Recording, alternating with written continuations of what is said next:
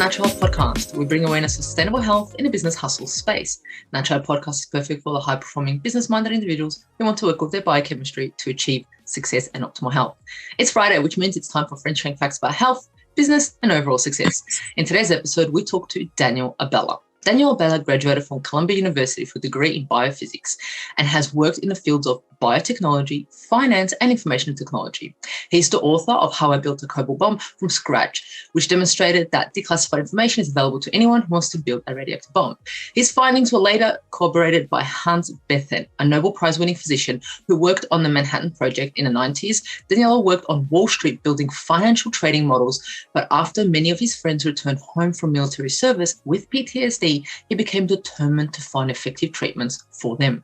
Daniel soon trained with Richard Bandler, who co-developed the neurolinguistic programming (NLP) and received additional training in somatic therapy and cognitive behavioral therapy. Using the best from each of these healing modalities, Daniel developed a groundbreaking new treatment for PTSD, phobia, and trauma. And since 1994 has helped thousands of veterans, first responders, and the general public to recover from these self-distressing conditions. He has spoken at key conferences and regularly conducts workshops throughout New York, London, and Colgan. He also founded the Philip K. Dick Science Fiction Film Festival in 2012, Psychedelic Film and Music Festival in 2018, and in 2020 opened Lux Atrium, a company dedicated to providing cultural healing vehicle and workshops on the theatre of the mind. Some interesting facts about him is that he has created several indie films, events, including the ones I just mentioned, and also he has an interest in the Knights Templar. I want to find out what that is. Welcome to the Natural Health Podcast, Daniel. Tell us a little bit more about that. Oh, thank you, Mihaela. The Knights Templar, we go there? Okay. The Knights Templar were a monastic order that came about around the 12th century. And they were essentially authorized to help the pilgrims on their journey to the Holy Land. During 200 years, they became very wealthy. They also were warriors and engaged in a variety of practices. And they're well known for essentially creating the letter of credit, but at the same time, in several battles, they were key in helping fight off the invading armies, which generally came from Turkey and other neighboring countries. So I always felt that there was something really special, unique about the Knights Templar, besides the esoteric practices and so on, that appealed to me. I think that it's almost like a complete human being in terms of what they can do. Not only are they a man of action, but they're also religious and they're devotional and they kind of take the world. They understand there's a higher reality besides the world we live in. So here we are, been to various Knights Templar places around the world. So it's something that I'm actually thinking of writing a book about real soon. Yeah, wow, that sounds so interesting. Let me know when the book's out. I'll be definitely interested in it to find out Absolutely. a bit more. Well, Absolutely. Look, reading your bio, you're a man who's been through a lot and done a lot. So what has got you to be here where you are right now? Well, I started with a background in physics since I was in high school, and I studied physics the first couple of years of college. And then I kind of became more interested at that time in the works of Sigmund Freud, Carl Jung, Alfred Adler, and other therapists, and very much intrigued by the workings of the mind and how certain conditions came about. I did graduate with a degree in biophysics, and I went on to apply that in a couple of ventures. One of them was at a nascent biotech company in South San Francisco, and then following that at a hospital. But after a year and a half, I became very dissatisfied because basically, despite the fact that the role was being billed as a research assistant, very glamorous, it was actually a lab technician. I was there like mixing chemicals, and I think after one very unfortunate incident where I blew up a series of chemicals, I realized, perhaps this is not for me. So I decided to come back to New York, and I continued to work in applied biophysics to the creation of economic and financial models on Wall Street. Back then, that was the big thing. And but after running into a few friends of mine who had been to war, and noticing that they had some serious mental challenges, PTSD, anxiety, agitation, panic attacks, I became curious if there was an existing model to really deal with it. Because at that time, they were hooked on all kinds of medication, pharmaceuticals, and none of them seemed to really work very well. So I became very frustrated because at that time, there was no one model, an economic, like a physics model or an economic model that really would explain how these conditions come about. So I decided to basically that was almost like a calling for me. That I was thinking this is really what I want to do. So I took a lot of training in NLP, somatic therapy, body work, Feldenkrais, and it took out the best of each one. For instance, NLP focuses very much on the mind and how the mind organizes images and ideas. Feldenkrais is more about body work, and somatic therapy is almost the body. So for me, I took what I felt was the best and I integrated into a system, which I called the Theater of the Mind protocols. And now, I've been doing seminars of this kind for quite some time. But over the pandemic, I realized that here we go again, except on a much larger scale. And I decided to put into writing my 25 years of experience in this book. So here we are. Yeah, wow. That's absolutely amazing. And, it's unfortunate that you saw your friends go through it. And from what I'm understanding, you're the individual where you're like, I just want to know what is happening and I want to be able to do something about it.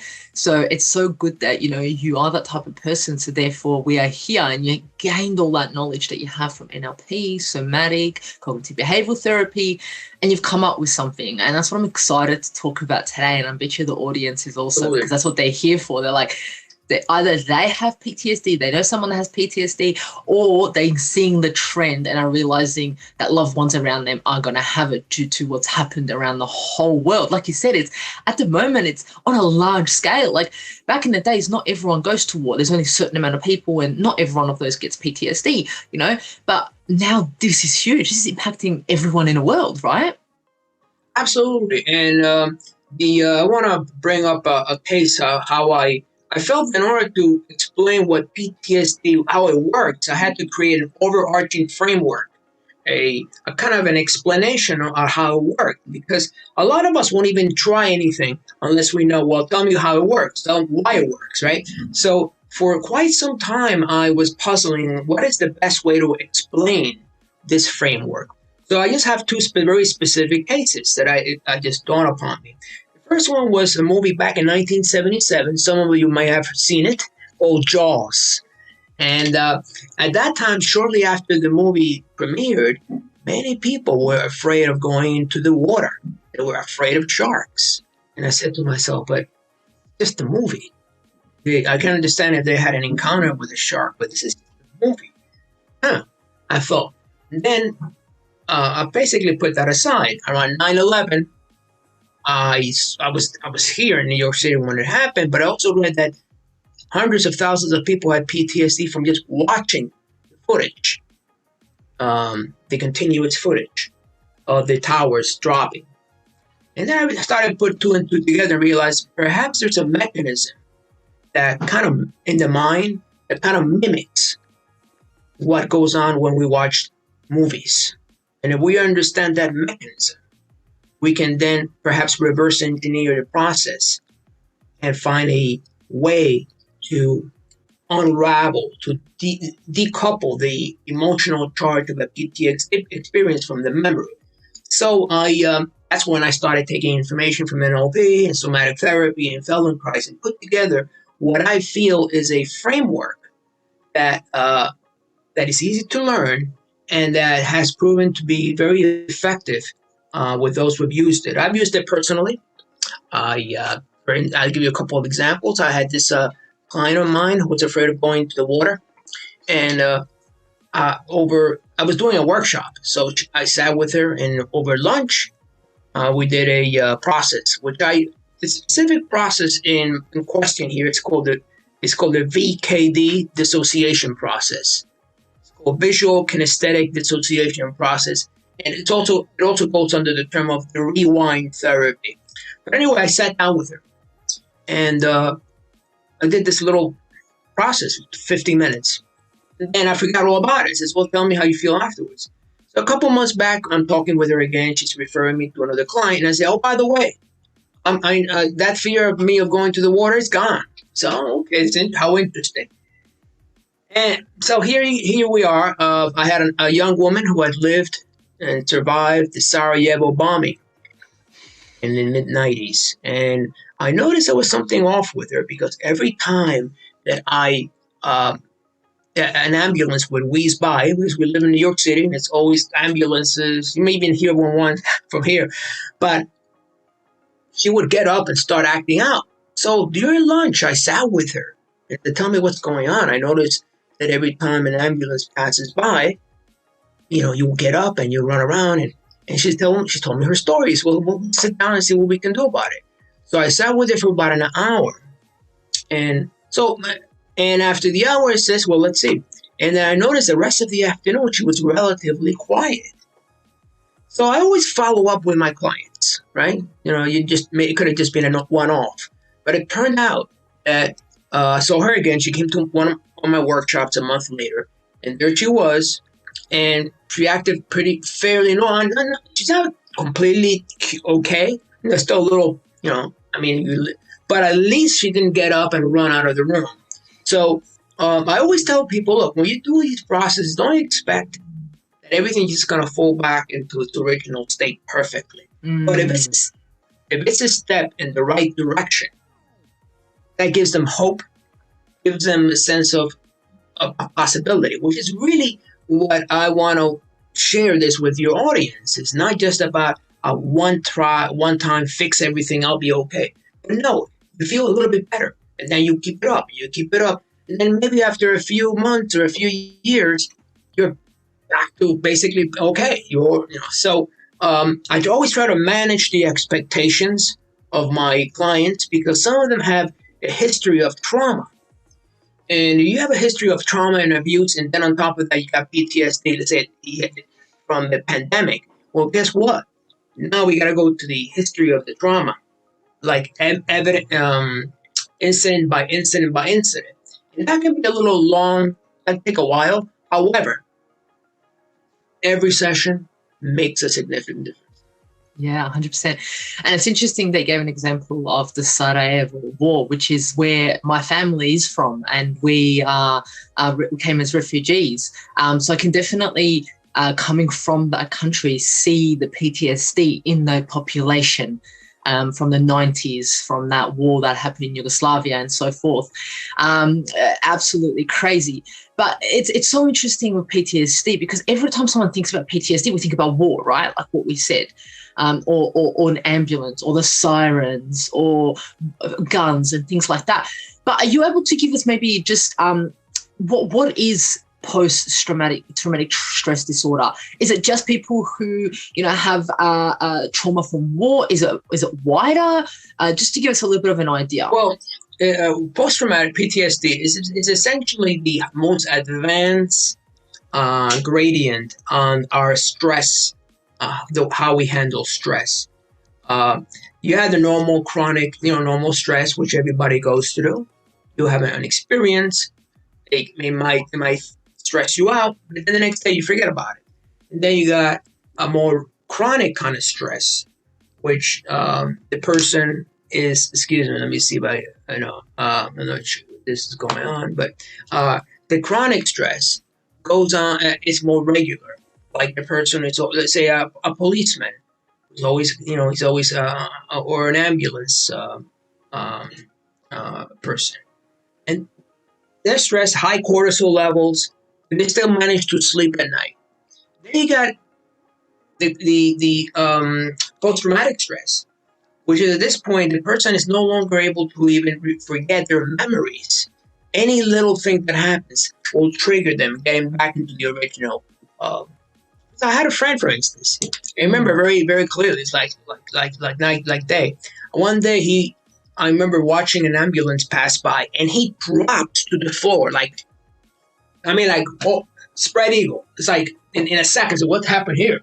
And that was PTSD. I mean, he dropped. He didn't just kneel and then drop. So PTSD is usually defined by the certain symptomology: hypervigilance, insomnia, restlessness, tremors, blackouts, so on. There are different aspects of PTSD. There's also another type that is very, very rarely explored, and that's hypoarousal, which the person is desensitized from everything. So they see someone get killed in front of them, they just have no emotion. Well, that's not a good thing. That is generally an indication of something very traumatic has happened and the body's gone in the opposite direction. So PTSD can happen to basically anyone. And I want to make a distinction here between basic PTSD. It's a single incident loss. Let's say someone happens to be in a car crash, and then every time they hear something or a crash, they freak out. Versus complex PTSD, which is associated with a history of trauma and abuse. And then you got comorbid PTSD. So now the person has PTSD, but is also alcoholic, substance abuse. That's even more complex. So we're going from very simple to very complex.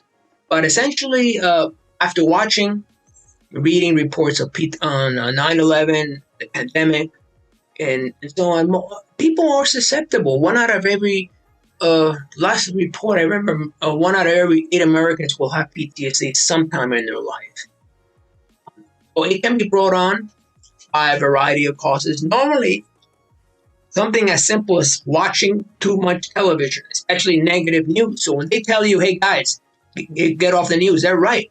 They're not just because I'll sleep right. Well, guess what? If you're all of a sudden feeling, that's what's going on. Yeah, it's absolutely crazy. And I guess from what you've explained to us, the different levels of PTSD, so if something happens to one individual, let's say 2 people, the same thing happens to them, I guess one can get PTSD and the other one doesn't have to get it. Is that right? Well, it has to do with their constitution. There's no one right or wrong way of preparing.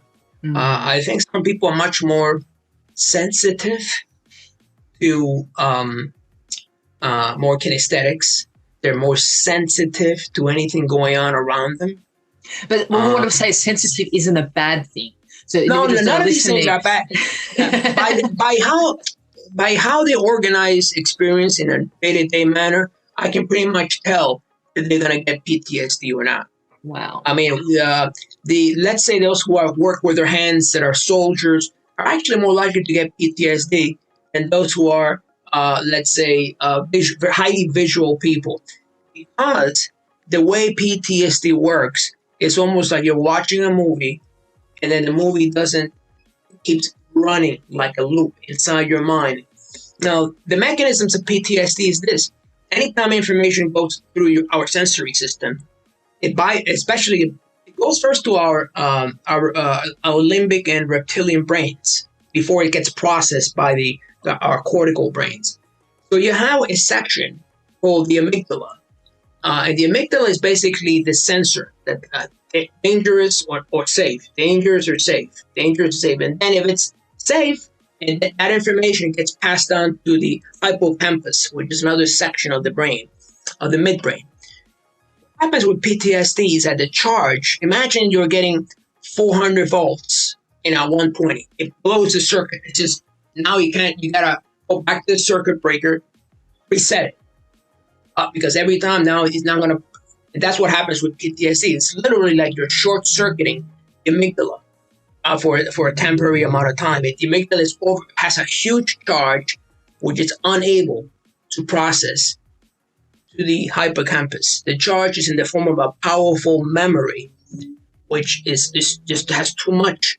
The way it's usually processed, it cannot. It stays there. So any trigger that comes along, and whether it be a sound, a bomb, or anything, or just a pair of keys dropping to the floor, can trigger the person to recall that same memory. It's almost like they have an auto repeat of that memory. They may not be full blown, but they go through that experience. It's but the good news about it is that once we isolate, at least with this process, we can isolate where the memory began and where it ends. We can reverse it. And this is the whole framework of the theater of the mind protocol. Yeah. And I mean, individuals who are listening now are like, wow, did you just say I can, reduce or even eradicate my PTSD? Because you said find out where it started and then play with it. I mean, that would be like someone putting gold in front of someone and being like, here's, a piece of gold. So that would be huge. I mean, it will change their lives. I remember the last research that I've done on PTSD. I've actually done a few episodes on PTSD myself. And the last research that I did is it's actually impacting people's life dramatically. And it goes to the comorbidity that you said, because it's not just, I shouldn't say just, but there's individuals have PTSD, but then it goes to drugs, it goes to abuse, it goes to alcohol, it goes to, so many other things. It ends up, end up being obese, end up getting obesity, end up getting heart disease. They're more prone to those things. Just as it started with PTSD, and it ended up being like this domino effect of health. Well, these are various coping mechanisms. Yeah. Because when this happens, what do we try to do? We try to dull it away with medication or with alcohol or with going on a shooting range or whatever. But most of the time, that doesn't do the trick. Mm-hmm. You see, the body's always trying to heal itself. But it seems like when you have a PTSD trauma, it's almost like there's a scratch in the record. So every time, it's almost like the body's trying to recycle that program, but it cannot. It keeps going back, keeps repeating. It's almost like a scratch. I mean, I'm using the record to show you how old I am. It goes back to the. For those who are vinyl, you're vinyl, and then it's a scratch in the vinyl, and it basically the program is unable to complete the cycle. So it's a scratch or it's a short in the system. In London and the UK, actually, there are some methods that are approaching this. One is called the rewind therapy, and the few clinical studies that have been done there are proven to have somewhere between 70 to 80% effectiveness in the attenuation of symptoms. You might have to do it 2 or 3 or 4 or 5 times, but understand this: that the same mechanism that goes into getting a phobia from watching Jaws or watching the pandemic and being freaked out is the same mechanism.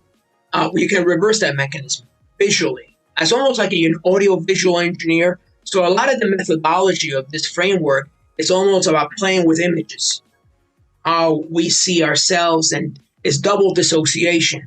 And that's how memories are. For instance, I'll give you a perfect example right now. So I want you guys to think of your perfect food, the perfect dessert, okay? The perfect dessert, what you love to have right now, okay? Just think about it for a second, right?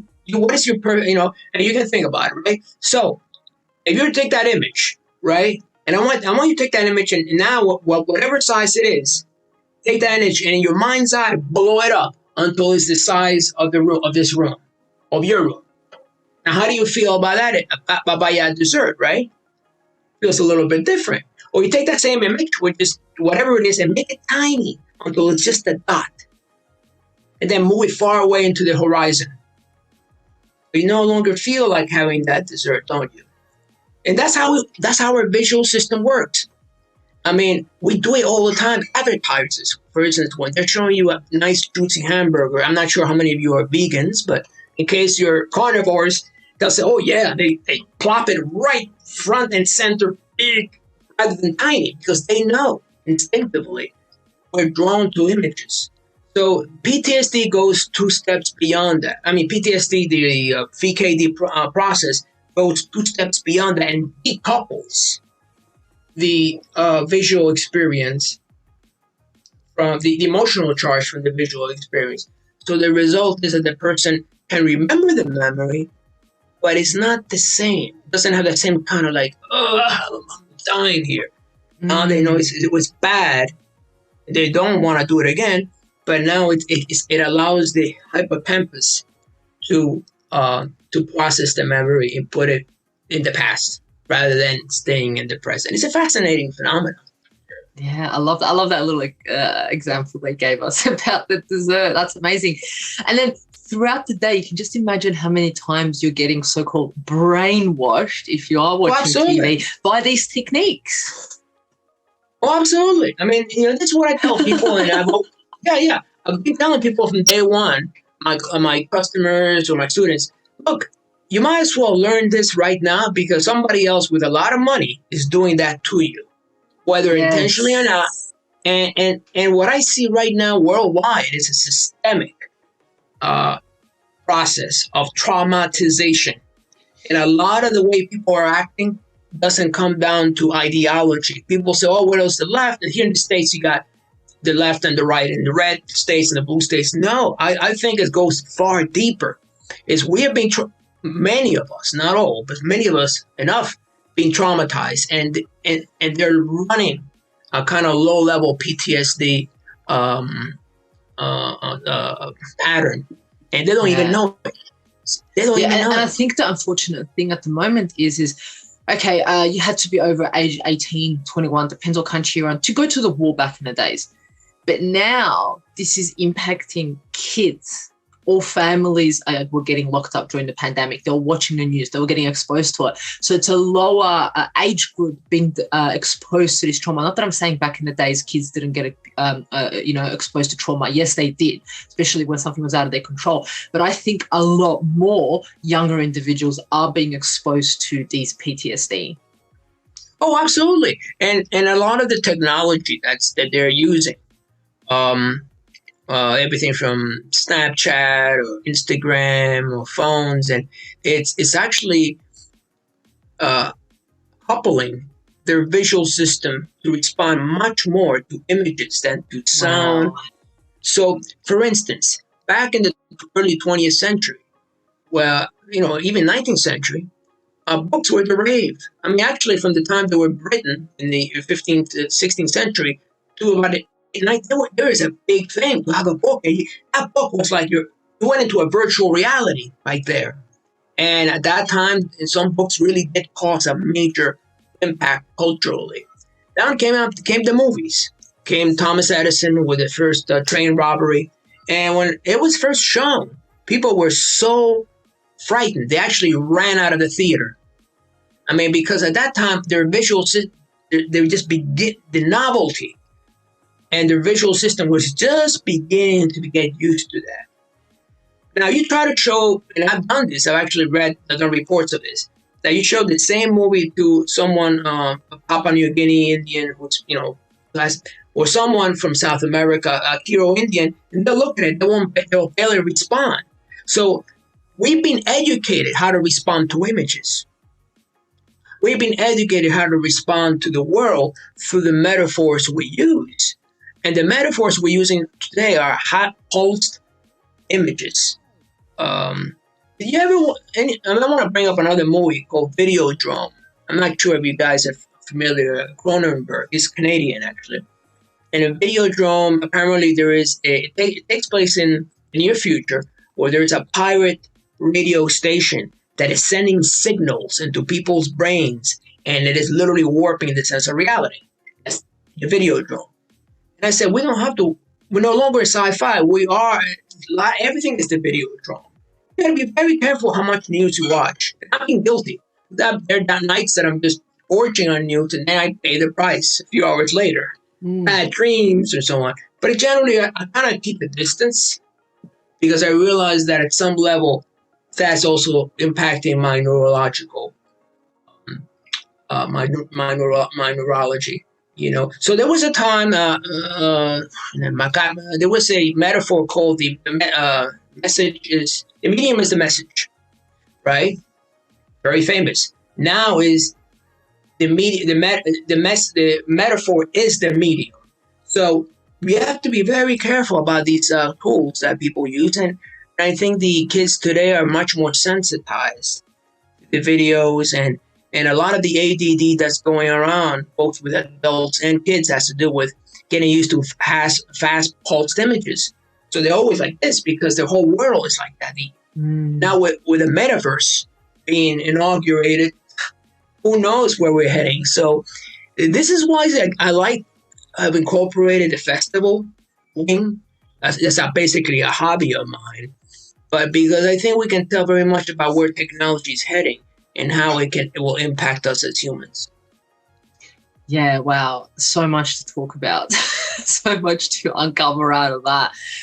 We could go down the metaverse aspect, we could go down your hobby. There's so many things, but I guess are we able to just maybe point out to maybe 1, 2, or 3 things as to where the root cause of PTSD?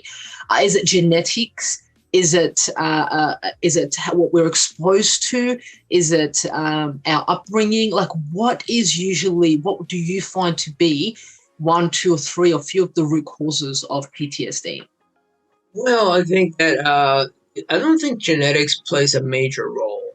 I think that what we're seeing is a certain situations are more prone to cause PTSD. Oh, if you're a first responder, if you're a policeman who's been involved in combat, if you're the same a soldier who's combat, these are highly emotional charges that can create PTSD. Now, if the person has a network, a support network after they have this experience, chances it might go off on its own. Sometimes it doesn't. It all depends if there's a history of trauma and abuse in their childhood. So some of the major professions are like, law enforcement, army, and so on. That's like the first thing. Then we have something more systemic, like what we're seeing right now. That's a little bit different. That's more a collective kind of panic, fear mongering process. And the way to deal with it is to focus more on the positive things. I mean, on one's control over their life. One thing I noticed in the beginning of the pandemic, it's like virtually no talk about vitamins or. I've been a big zinc fanatic for years before they made it a big deal. Zinc and selenium and so on. And I said, how come they're not talking about it? That's the first thing they should do, get their people feeling empowered. Because if you feel empowered, which means you're in control of your own, to a certain degree of your own body, you're going to feel more positive about whatever comes to you, towards you. But if you feel, my life is, I'm at the mercy of this weird virus, then guess what? And you're opening, it's almost like the person is opening themselves to being influenced by the media. So I would say a certain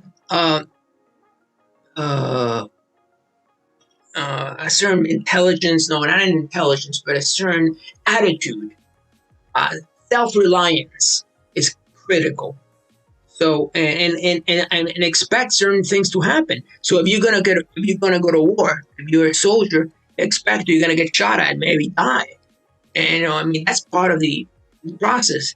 Often PTSD happens out of the blue. Person just doesn't know what happened, and the next thing he's having these emotional. It's just a normal. It's a very abnormal way to react, or rather, it's a normal way to react to an abnormal situation. That's the key thing. Certain things we can't control, but at least if you know what to do, the first thing is go to a practitioner right away. Don't wait a year or two, and don't start drinking or smoking because that's the wrong path. What I found is those people who sought help after their PTSD within, say, 3 months are more likely to recover than those who say, forget about it, I don't care. Because you know what? The mind does care and will continue to do this. It always does. And so I would say it's more preventive. Almost anyone can have it, given the right set of circumstances, but how you overcome it afterwards. So the way this process was developed, the algorithm of this process is that we ask people, you had PTSD, so how did you overcome it?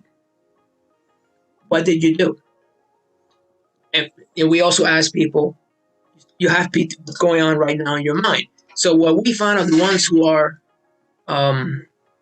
who had it but no longer with them, they saw their images behind them.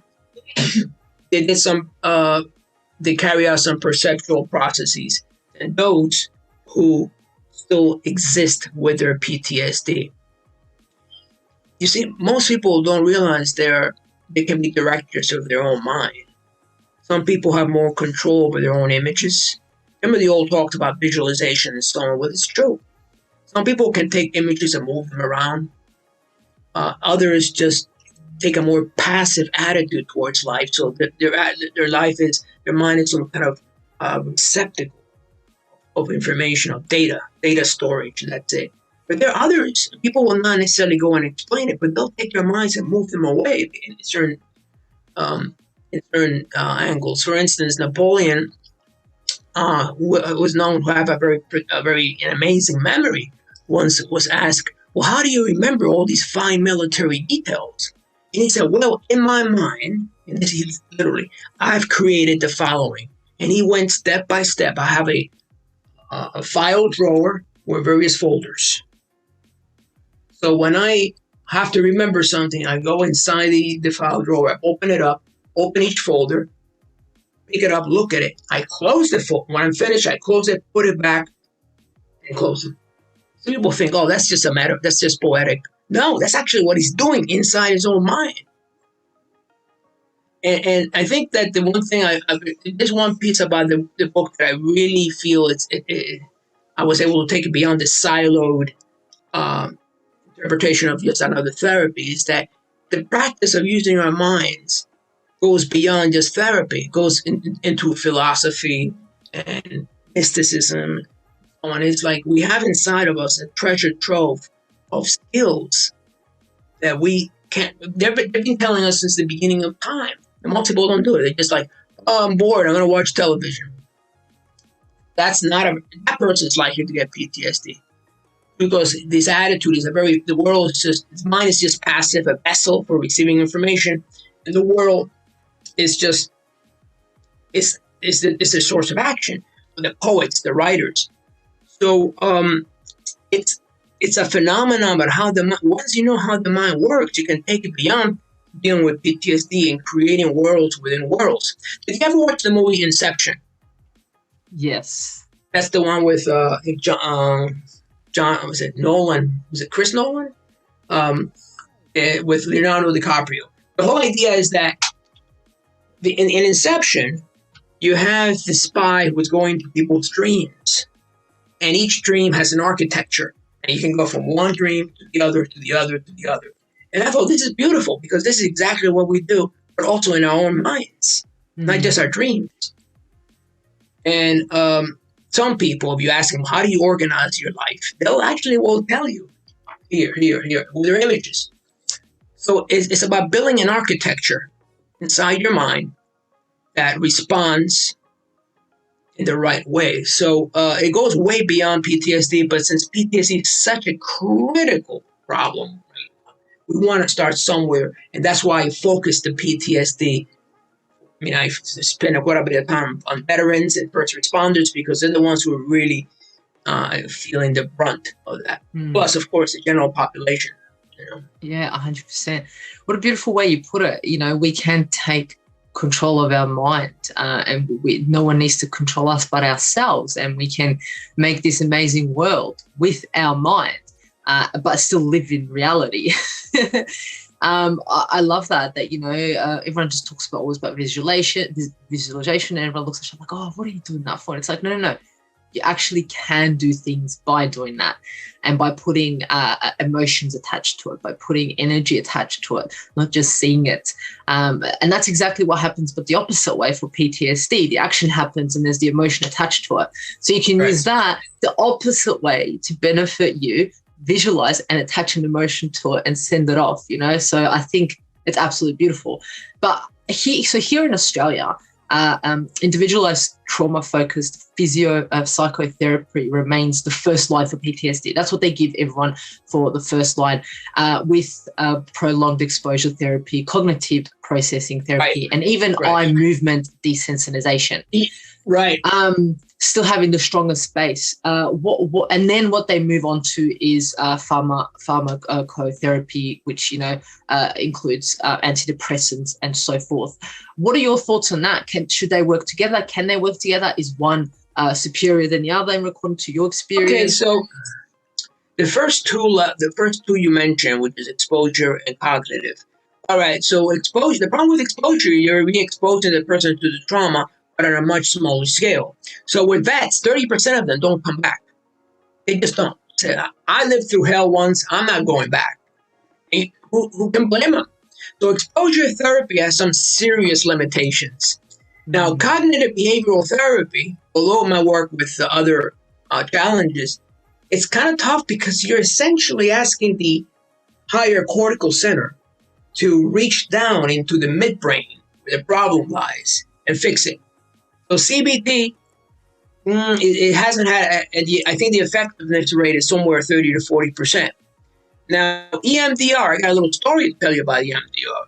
The Francine Shapiro was who's developed it, actually used to work for one of the developers of NLP, John Grinder. By the way, I think John Grinder lives in Australia. And for those who want to, he's a good guy. I mean, he's like one of the co-developers. John Grinder, and then a few years later, she claims, quote unquote, to have developed EMDR by just watching her own eyes move. Maybe she did. Maybe she was partially influenced by John Grinder. Who knows? EMDR works, but what I've noticed, excuse me, is that in EMDR, you still get the trauma coming back. And you still get some of the unpleasant effects, but not as much as exposure therapy. So it works, but in some people it works better than others. Excuse me. The good thing about this process,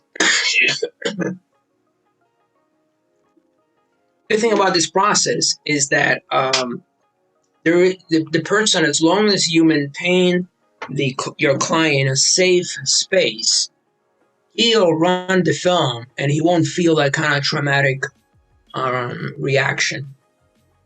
So I get a sense that this process is easier to learn and apply than EMDR, which really does require a lot more supervision. As long as you tell the person, okay, I'm going to run you the process very quickly right now. It's very easy. I may not do it one by one, but essentially you go inside a movie theater, you take a seat. Imagine there is this big movie you're about to watch, which actually you later find out is the experience of first having PTSD. Now you're going to be imagine you're floating where you're at the projection booth, you're watching yourself watch that movie. Okay, and never you at the projection booth are going to be watching yourself watch the movie. So you're watching yourself have that experience. So this process is part A of the process, decouples the charge. Like, for instance, I'll give you an example. See yourself doing something versus doing it yourself. It's a very different experience. So we first have the person run very quickly the experience from beginning to end, almost like that watching a film at 3 times the speed, then stop. And then I have them float from the projection booth to that same self in the theater, and then merge with the movie, with the last piece of the movie being shown, and then run it backwards. So essentially what you're doing is a kind of visual gymnastics that kind of like removes the charge. It's and it's really it's outstanding. I mean, the first time I did it, I said, no, it can't happen that fast. There's gotta be some kind of catch. And yet what I've noticed time and time and time again, there is a significant drop in emotion. And, significant, the person feels much better. I had a gentleman who runs a company, multi-million-dollar company, and he came to me. It was actually the same workshop where I met the woman who had phobia, fear of water, of swimming. So he said, "Listen, I have some problems." I said, "What is it?" "Well, I wake up at 2 a.m, my sheets are wet, soaked and wet." And I said, "Oh." The way he described it, I said, "Man, this could be tough." said to myself, okay, let's have a meeting. So I went and sat with him, and he told me what happened. So I ran the process a couple of times. And after the process felt a little bit like disoriented, because that's normally what happens. You're like, wow, it's like you're going through a roller coaster ride, a visual roller coaster ride. You feel like your body. Okay. All right, tell me, let's touch base next week. The following week he told me, well, I'm still waking up, but I'm able to sleep a little bit better. Okay, let's do the process again. After the third session, he was now able to get 4 or 5 hours of sleep, and he would no longer wet the sheets. He was trembling. He had so much PTSD that his body would start, that the sheets would be all soaked and wet from that. And then the funny thing about it is that it had reached a point that whenever anybody, and he ran this big company, he was the sole owner, any of his employees challenged him on something, instead of reacting, he would actually have to leave the company, walk around the block 4 or 5 times, because he couldn't deal with any kind of emotional confrontation. So afterwards, he asked me, well, I feel very much better. Can you help me, with my employees? And when he went back, he told me that his employees, no, you're not the same person, because now he was able to confront them, and then I helped them with some assertiveness training as well. So that's great. I mean, the greatest joy is when I work with my patients, and many of them come back and say, yeah, I feel much better. I really like the process, and it helped me a lot. And now I want to follow up. 2 years later or so, he calls me back again. What happens? He's feeling pretty well, and then he lived on a one lane street. Well, now, right prior to during the pandemic, decided to make that a 2-lane street. So he's walking out of the street, he thinks it's 1 lane, bang, gets hit by a car from the other side. Guess what happens? Now his PTSD is back. So I helped him again with that.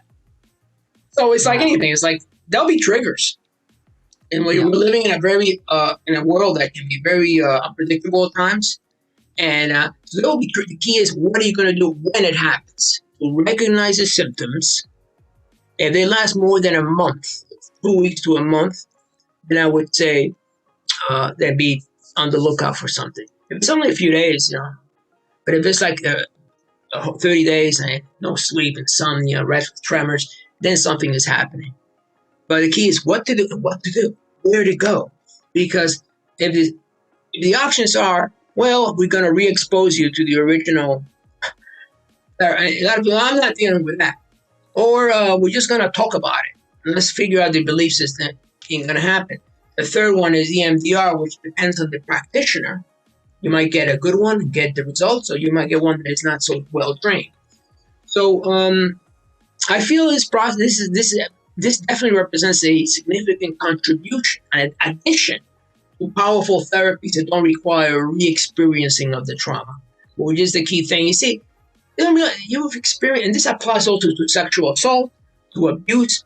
It's not just going to war. So generally the way it works is that men get their PTSD from these activities, and the women from sexual assault and abuse. Both have been abused. So the key is that the result is that we need to find a way that we can show them, you can sit down and we'll teach you.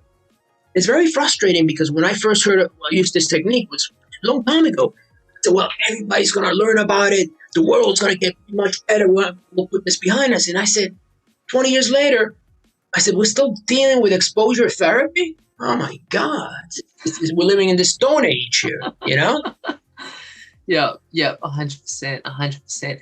I mean, look, that's the first treatment here in Australia for PTSD. If someone that gets diagnosed with it, it's those types of treatments that they do use, and then they look at, or in combination, they look at giving antidepressants, which people stay on for forever. months, years, for a long time. forever. Yeah, it's not a plan to get off. It's literally a plan of, it's a prescription. A subscription. You stay on it until more like a subscription. Yes, that sounds very much like what's going on here with other things. So yeah, I mean, it's there are a variety of tools that we can avail ourselves to really make ourselves healthier and better. The mind wants to get better. Yeah, That's let's the go one thing through I them. want. Tell us a few of those tools. Tell us what someone may be able to do if they do have PTSD. I guess the first thing, like you said, is go see a practitioner that's able to assist you, someone that you trust. You need to have that trust with them, right? Correct? Exactly. Find out about someone who is familiar with rewind therapy or another way is a BKD process, an NLP practitioner. But make sure you get, unfortunately, like chiropractors. I'm not sure if you've ever been to one. Some of them are lousy. Some of them are like magicians. It really depends who you go to. So the best bet is to go to someone who's been qualified. So I know in Australia, they got John Grinder, who's a co-developer. And if you follow that pedigree, I'm sure these people are really, really good. Or people that have been trained with John Grinder. Because there are too many people out there that are hanging up a shingle and say, oh, yes, I'm this, I'm that, I do EMDR, and they do nothing. Actually make matters worse. Yeah. So it's important to find that the person is a certified practitioner by the co-developers of NLP, some other system. It's critical. You know who you're going to go to before you go there. Because there are a lot of charismatic people out there. They're like, snake oil salesman, very glittery, big teeth, smiling, and they don't know anything because I've seen them. I know them how they work. Then there are those who are very quiet, but they're like they're perfect. They just go and you feel much better. So it's important to don't judge by appearances. You got to go by someone who really knows what they're doing and have many years of doing it. I work with other practitioners. One guy was trained by another school. I told him, have you done work with PTSD? He said, no, I really have never worked well. And he studied a lot of the same things I studied. So the person has to have worked with trauma, whether it be the rewind therapy or BKD process or any of these cognitive process, but not CBT. I think CBT is just not going to do it for a lot of people, 30 to 40%. The key thing is whatever you do, the person should give you hope. The therapist should give you hope and should empower you so you can start doing it yourself.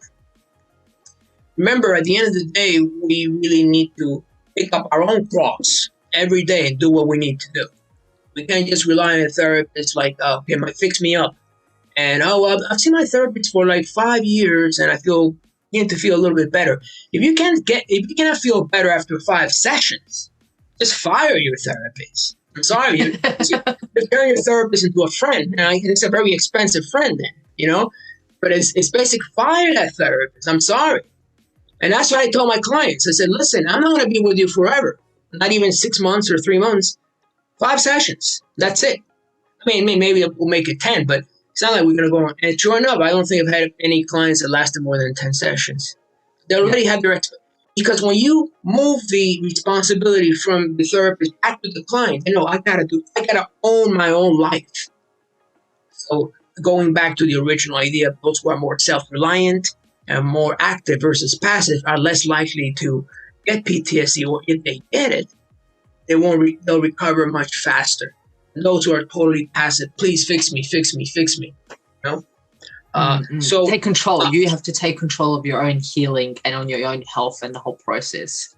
We got to understand is that we live in the whole world, a very toxic environment, very toxic. So I would say everyone, even if they don't have PTSD, that they should at least take a meditation or a practice they do every day to just calm themselves, to center themselves so they can ground themselves. You guys have you have a lot of parks, don't you? I mean, a lot of trees. Go there. Be one with nature. Walk barefoot, whatever. But do it regularly because this is no joke. This is key thing. It's prevention. You're developing a kind of a constitution at that point that will be a little bit stronger than someone who's fragile, that any little thing will they all fall apart. But the PTSD, yes, I would go ahead and seek qualified treatment. There are treatments there are better treatments than exposure therapy. I mean, that's 50 years ago. I mean, we don't need to do that anymore. I'm sorry. We don't need to do that. The problem is a lot of practitioners they are afraid. You see, we think of these therapists or counselors as being like sponges of information. No, a lot of them are wedded to one technique. And let's look at the business end of it. They want the person to come back for more than 5 sessions because that's their client, that's their business. I mean, why would you want to help your patient get rid of their problem after 1 session or 2? You know, and the VA hospital is terrible. A lot of the VA hospitals in the U.S., many of them are run by unqualified or barely qualified people, social workers who have never had this kind of training. This is the kind of training anyone can get at any level. You don't have to be a psychiatrist. You just got to pay attention to what's happening in front of you so the person knows that you're with them, not you're far away. The most important thing with any therapeutic relationship is the feel that you develop with them, that sense of trust. And from there, we can apply these various techniques. A lot of my students are a little bit too eager to apply their technique. And they say, no, before you even do any of this, you need to develop a strong feel between you and your client of trust and support. This is not about techniques. This is about creating that feel where the best can come out, where they can step out of their very guarded selves into a place, a sacred place, where they can now work with you. And then that's when they open themselves up to the technique. Because one thing about this technique, it requires that you run the process yourself. Not, I can guide you along, but I cannot make that image bigger or smaller. You got to do it yourself. So there is a compliance factor. And I'm just going to go along with it so I can get out of this crazy person, move on. No, you got to make sure the person is really doing it. So if you're running a movie very quickly, and one of the things to look out for is they run the movie very fast. If their neck jerks very quick backwards, so like that, they're actually doing it. So I always ask my clients, what step are you? Are you here? Are you here? Are you here? So I can monitor their internal. I cannot go inside their mind and see, okay, you're at the project. Go. You can't do it. There is a compliance factor, and that's critical. That's important. So that's why rapport is essential. Trust. Do what I'm saying. This sounds crazy, but it's going to help you. I mean, I actually, in the book, I wrote a play, which I showed at the Psychedelic Festival 3 years ago. And what I've noticed after the play was essentially a reenactment of a session I had with a vet. And it was almost like word by word. And what I've noticed after the play, where I ran, actually I played a therapist. That was a very easy role for me. People came and even said, I feel better about certain things all of a sudden. So I start wondering, well, what's going on here? What other mechanism have I overlooked? They saw a play of me doing the BKD process with a vet actor. And then the emails keep coming back. They're coming back. So it occurred to me that perhaps during the play, those who identified with the veteran, meaning like they are the veteran, ran that process themselves with some things they've done in their own lives. And the result was they felt much better. Wow. Yeah, I mean, when you watch a movie, you identify with a character. You're actually going through his journey, not just seeing a movie. And if it's a really good movie, not just visual effects and explosions, but really you are in his world and her world, and you're going through her journey. So whatever they're going through, you're going through too, obviously through different filters. That's the beauty of storytelling. It's not about entertainment. I mean, people don't realize that storytelling, and it's something going back thousands of years, is a healing process. We tell stories not just to help, but to heal each other. Because as you listen into the character in the story, you become the character, briefly.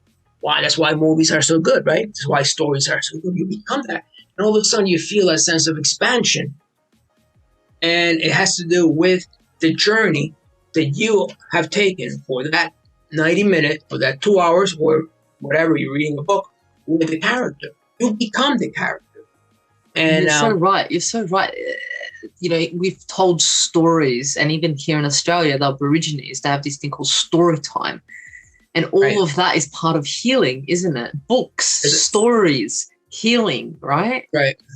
The story is about running our own minds through the story. The stories are essentially metaphors, bits and pieces of elements that we're in our own mind, we're adding our own personal history.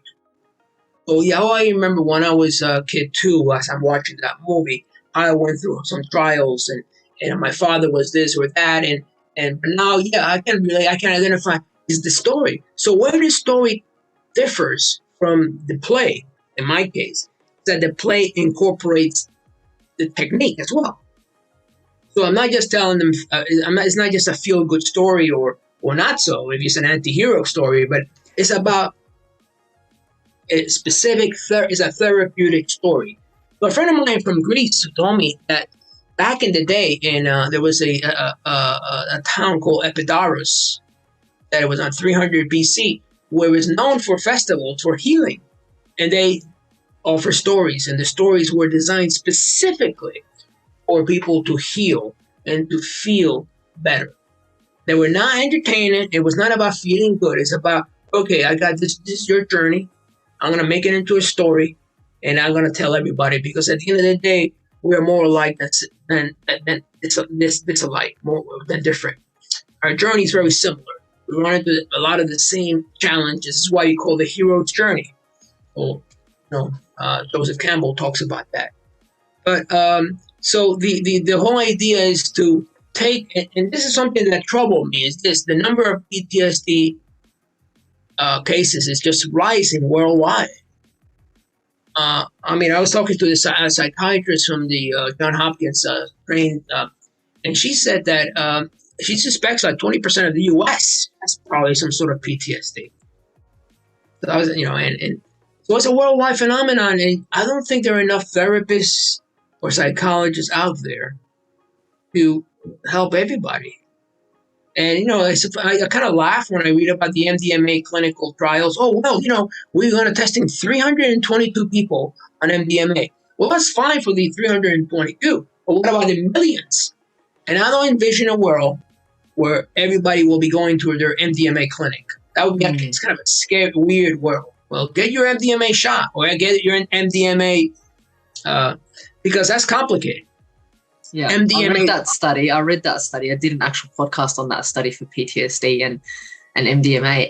It's interesting. Look, the results look amazing. But then I think and I go, this is my train of thought is, how is that different to antidepressants? I know there's a difference, but it's still an external thing that we're waiting for to put in us instead of us taking control and charge of ourselves, right? Exactly.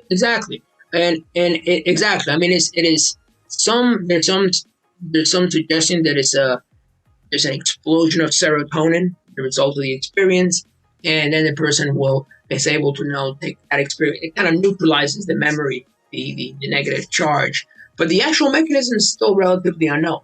The step by step. And there are some big pharma companies or psychedelic startups out there that are actually they want to remove the psychedelic effects and just keep the the antidepressants or whatever. Similar to what they do with cannabis, yeah. Yeah, they want to remove all the fun, right? They want to remove anything that's we're going to give you this pill, that's it. Anything that will open you up to have more visual effects and actually deal with things. People don't want any mind-altering experiences. But, you guys have the Aborigines to talk about their dream time and all that. And there's a very rich world that awaits anyone who wants to explore it. Now, my goal is to open that world to people through film, through music, through cinema, even through psychedelics. Everybody's called for a specific mission. But I don't think there's not one cure that fits all. And that's the idea of MDMA. Well, what we have to do, and this is going to be a challenge because most of the media is just so bent on pushing this very toxic, negative stuff. Very little of the positive. No wonder people are like freaking out, But if the media decided tomorrow, okay, we're going to create stories or vehicles for healing, where we are embedding positive transformational techniques within that. I think you would see a lot more positivity coming out, more healthier people, but at least not the mainstream media. I mean, that's so we are. I mean, that's why I created Lux Eternum, which stands for Eternal Light. We created that with the idea to develop processes that can be shown publicly that can help people and reconnect. That's amazing. Yeah, I mean it's a slow moving because essentially we're trying to work against a paradigm that has been with us for quite some time, and but I do 100%. feel, yeah, what we do feel is important because we really want to reach out and help others, especially spread the message that these things exist. Mm. And Yeah, after because people feel after, stuck. I mean, if someone's had, let's say, PTSD for 12 years, 10 years, nothing has that's all. changed in those 10, 12 years. So they've kind of maybe even given up and they're like, you know what? I'm going to stay on antidepressants. I'm going to have my panic attacks. Every time something happens, I'm going to deal with it. And it's just my life. A lot of people maybe I feel are at that stage where they've just accepted it.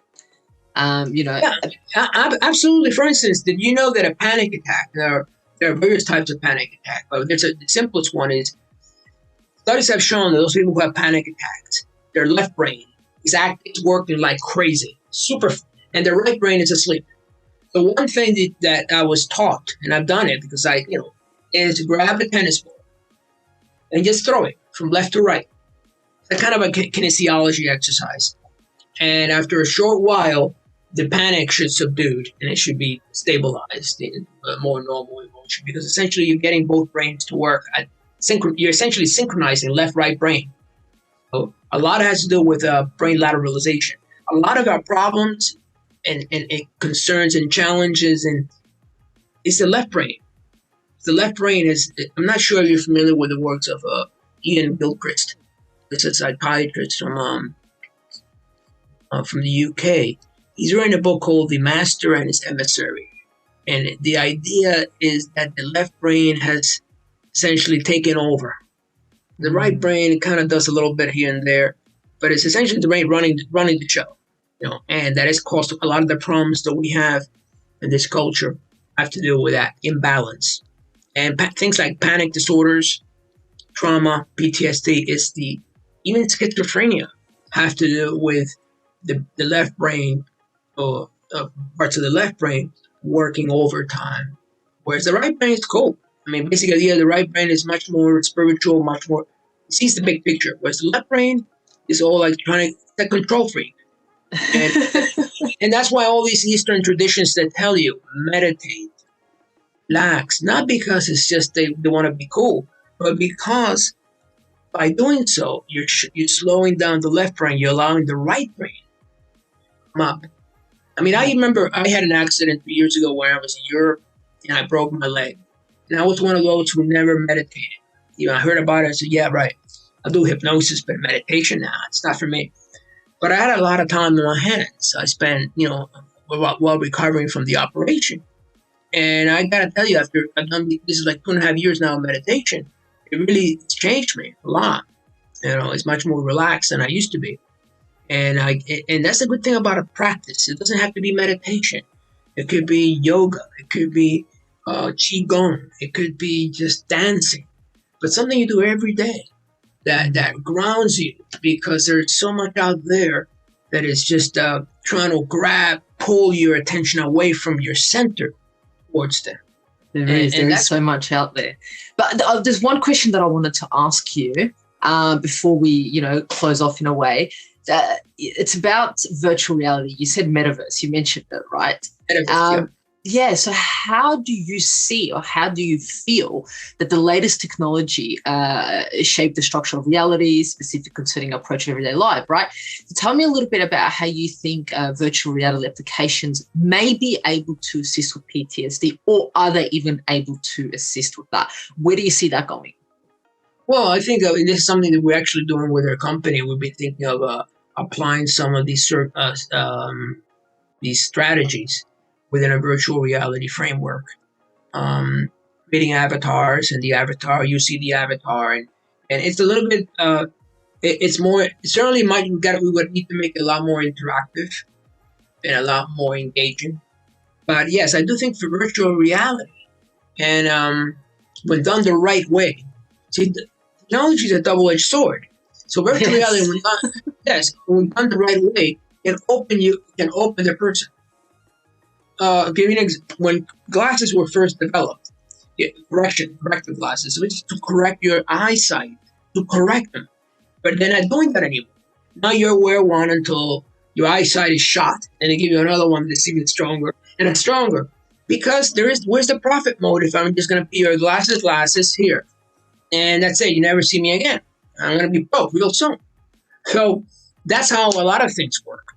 So the technology can help us if we find a way to. It helps us develop our own personal power, our own personal senses, not to replace it.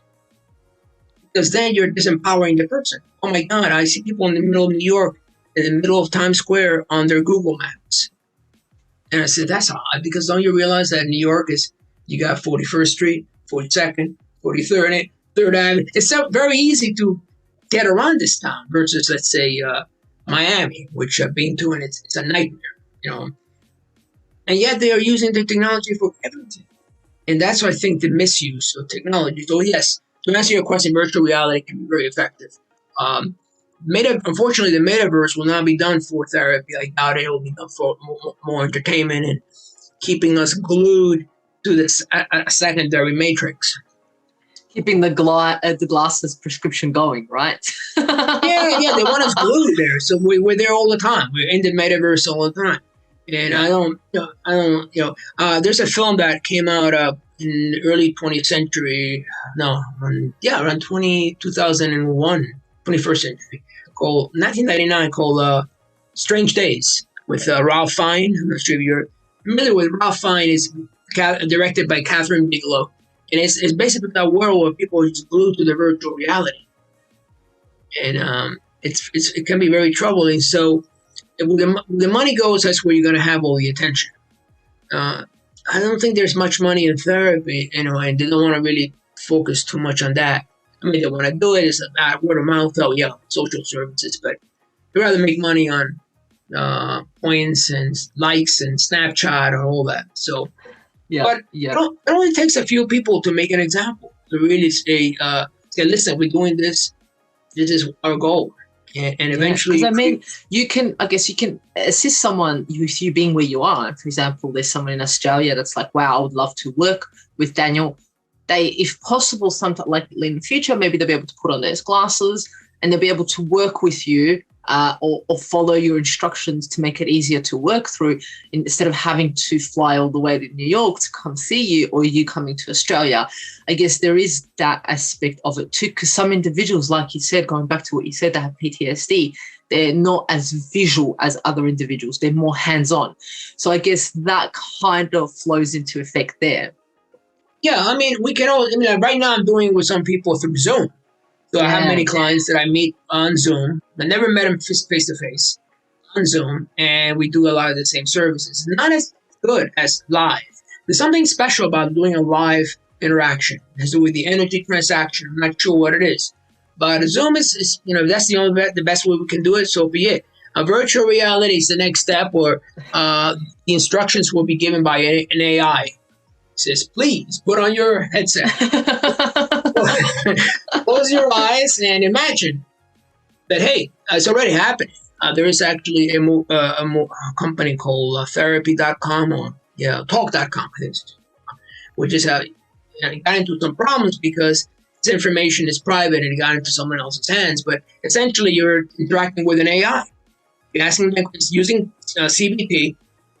So you'll have says, oh, I'm feeling depressed. So the AI will respond to you. How are you feeling depressed today? What are examples of it? And then this is an AI that's already been programmed to give you back the information. And unfortunately, when it's in the hands of business types, all they're thinking about the profit motive. So it got into the hands of someone else, and thousands of names were revealed. I don't think it was this company. I think it was another company. But I'm not sure. One of these companies had a problem. And so the end result was loss of trust. But you know what?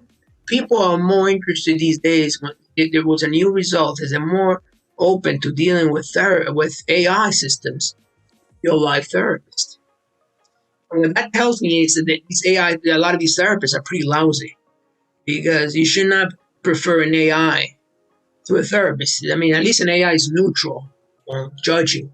You get a sense, and I've been hearing, because I'm actually a member of various support groups, panic support groups here in New York. And people say, "Oh, yeah, my therapist said this," and apparently a lot of brutal therapists out there. They're not so nice, you know. And their training has been very. They have to do some therapy themselves. That's all I gotta say. Yeah, 100%. What wonderful. So look, to wrap up the interview, because I really appreciate your time, Daniel. Thank you so much. And the audience is like, wow, this is such amazing information. Last two questions, one of them being 3 practical tips to give anyone to assist them in either reducing or overcoming PTSD. What would they be in summary of today's podcast? All right, 3 practical. You mean if they have PTSD? Yes, correct. Well, what I would recommend is at this stage, as soon as they find out they have PTSD, seek a qualified practitioner. I mean, it can be PTSD specifically of these techniques that I've outlined. Doing it yourself can be very tricky. Now, it is possible, but it does require a certain amount of, essentially the way it works is very simple. The person has to find, if the person is a meditator, or he's found a sacred space inside themselves, that's critical. If they have that already, like find your sanctuary, find your space. My space is in my heart. Okay, so essentially what I tell people with anxiety, or early PTSD, is find your sanctuary. Say is my heart. Okay, here. Good. Now find where in your body do you feel the anxiety. And before, let's step back. Find your sanctuary and make sure you have all the resources, all your spirit guides, your creator, whomever you want to call, that will help you on this journey. It's not a shamanic trip. It sounds like a shamanic trip, but it's not. But you put them over here. You ask your creator, or any other assistance to help you on your journey, and really connect, surrender to that. Then once you have that and it's glowing, you feel it powerful, then, right, you ask yourself, where do I feel the anxiety? Generally it'll be in a different part of the body, like belly, or maybe they'll feel their anxiety, they feel their anxiety in their belly, and then at that point connect dots and stay there. And then experience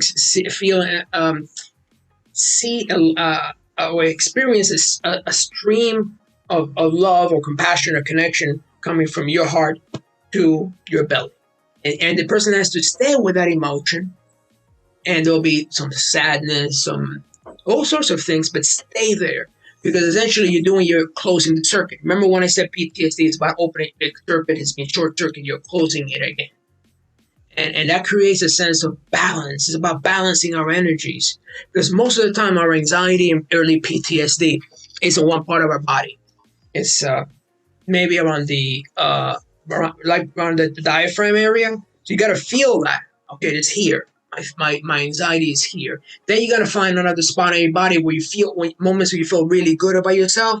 And again, connect the dots. And I found that really is useful in dealing with some anxiety issues, insomnia, can't sleep, what's going on. Generally, what I tell my clients is something inside you to waking up. And this is the way it's communicating. It may not be the ideal, right? Like pain and suffering is not good, but that's the way it's communicating. And generally, it's a part of it that is neglected and needs to be reabsorbed by you as an adult self. And I sort of help them along the process. So that's one thing. If they have panic attacks, I mentioned the tennis ball, flip it back and forth for like 5-10 minutes. Don't pass it. Don't go like this. That's not throwing. Actually, so I don't think I have a tennis ball around here. But what I would say is, like, here's my glasses, right? So I go like this, back and forth, back and forth. and just look straight ahead. And after about 5 or 10 minutes, it should help them significantly. And the third technique is more of a preventive measure, which is something they need to meditate. They should meditate or do a yoga practice when they wake up in the morning, or sometimes at the same time every morning. Same time. Not like, I'm going to wake up and do the yoga today at 9 and tomorrow at 3, no, same time. Body likes routines. What other things? I would also say, in general, and it's not a bad idea to watch more comedies.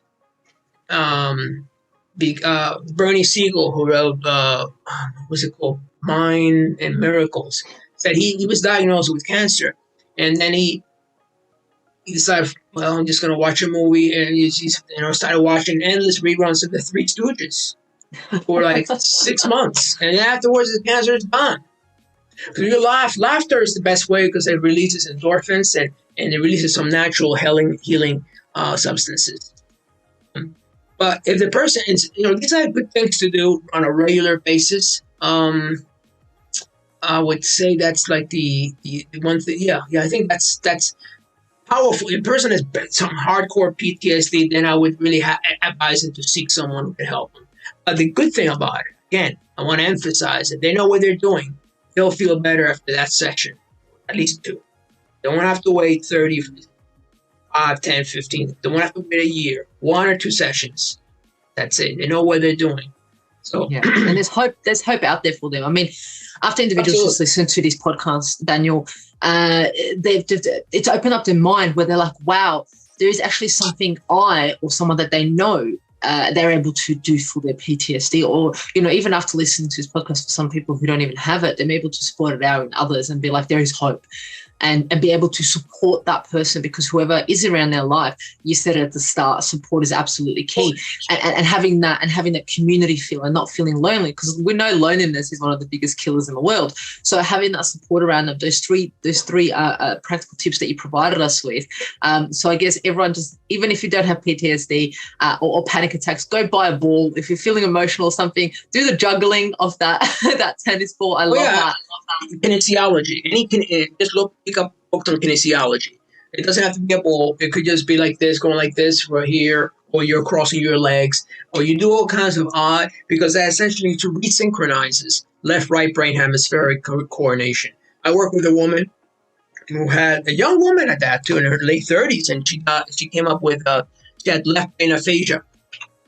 So luckily it was her left brain, not her right brain. So she could barely put certain words together. But I worked with her for a few sessions, and it was remarkable seeing her improvement just with these basic, moving back and forth.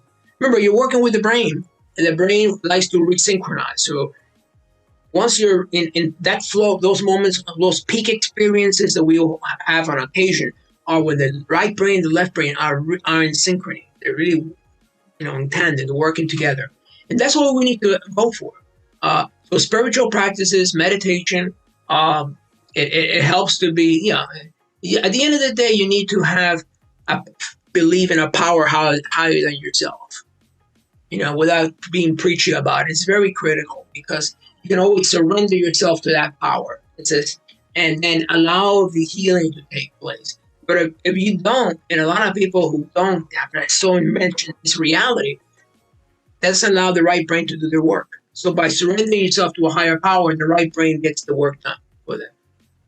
So I would say yes. I would say there's hope for those people out there. There's hope.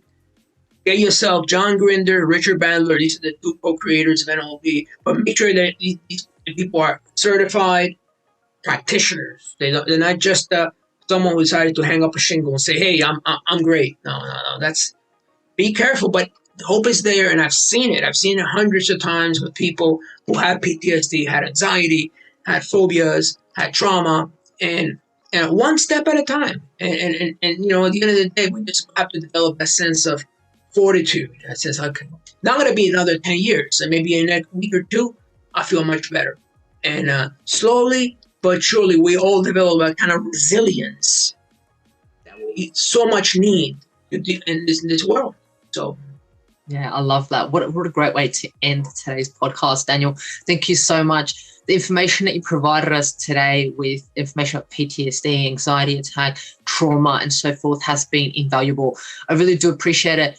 In the show notes, I'll put a link to your book. I'll put a link to individuals, how they're able to contact you if they want to work with you, and any information that you may believe is valuable. I'll put it all in the show notes. So I wanted to say thank you so much for joining us on the Natural Health Podcast, Daniel.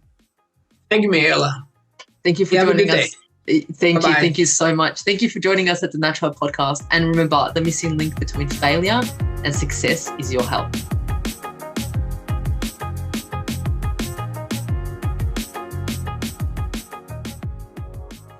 The content and information provided here is opinion of Mihaela Raguse and is for information purposes only and does not constitute medical advice. It is not intended to provide medical advice or take the place of medical advice or any current treatment you're undertaking. Consult your own medical professionals for any medical issues that you may be having. This entire disclaimer also applies to any guests or contributors to the Natural Health Podcast. It is advised that you consult your doctor or healthcare professional in relation to any health concerns you may be having. Mihaela Raguse does not take responsibility for any health consequences which occur from a person listening, viewing, or reading this content. And in those circumstances shall the Natural Health Podcast, Mihaela Raguse, any guests or contributors to the Natural Health Podcast, or any employees, associates, or affiliates of Mihaela Raguse be responsible for damages arising from the information provided on the Natural Health Podcast. By listening to this podcast, you agree not to use this podcast as medical advice to treat any medical conditions in either yourself or others. Please note, if you're taking prescription, do not stop your medication or start a new protocol, including but not limited to supplements, diet, lifestyle changes without consulting your doctor or healthcare professional. If you or any person has a medical concern, you should consult with your healthcare provider or seek other professional medical advice. Never disregard professional medical advice or delay in seeking it because of something that you have read or heard on the Natural Health Podcast or in any linked materials.